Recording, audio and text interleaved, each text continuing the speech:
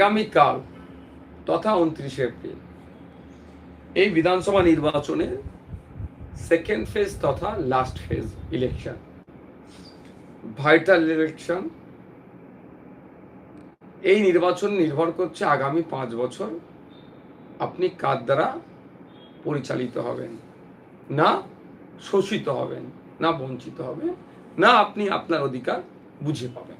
Actual সরকার তৈরি করা হয় আপনার অধিকার আপনাকে বুঝিয়ে দেওয়ার জন্য, বুঝে পাওয়ার জন্য, বুঝে নেওয়ার জন্য।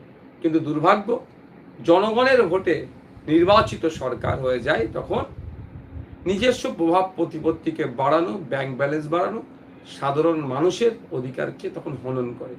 কখনো 100 দিনের কাজের দুর্নীতিতে দেখছি, আবাস যোজনার দুর্নীতি থেকে শুরু করে কাটমানি, সার্টিফিকেট নিতে গেলে আপনার টাকা লাগবে, বিভিন্ন হসপিটালে আপনি অ্যাডমিশন নিতে পারেন না, বেড কিনতে হয়, চাকরি বিক্রি হয়ে যাচ্ছে, সমকাজে সমবেতন পাচ্ছে না, প্যারা টিচার যারা নার্সিং করে বসে আছেন তারা তাদের সাম্মানিক ঠিকঠাক পাচ্ছে না, এনএসকিউএফ টিচার, মাদ্রাসায় টিচার নাই, আপনার unaided teacher, MSK teacher, unaided মাদ্রাসার টিচার, এই নানান যে সিস্টেম যেগুলো আছে সেগুলো তারা পাচ্ছে না।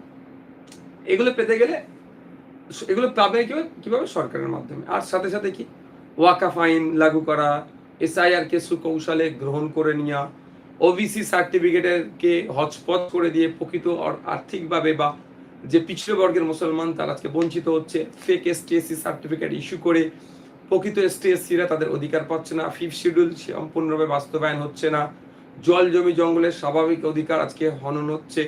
এই সমস্ত বিষয়গুলো থেকে পরিত্রাণ পাওয়ার প্রতি 5 বছর ছাড়া ছাড়া রাজ্য সরকার আর প্রতি 5 বছর ছাড়া ছাড়া কেন্দ্র সরকার গঠিত হয় আমাদের যুক্তরাষ্ট্র পরিকাঠামোতে।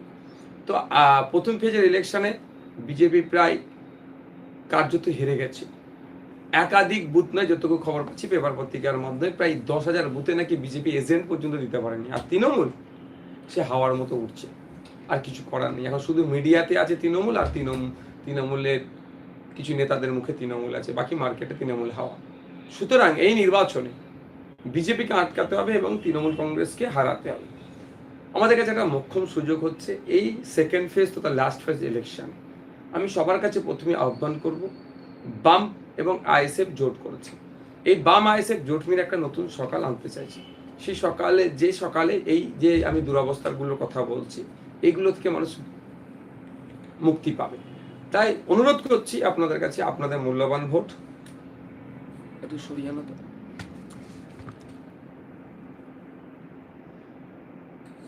আপনাদের মূল্যবান ভোট আপনারা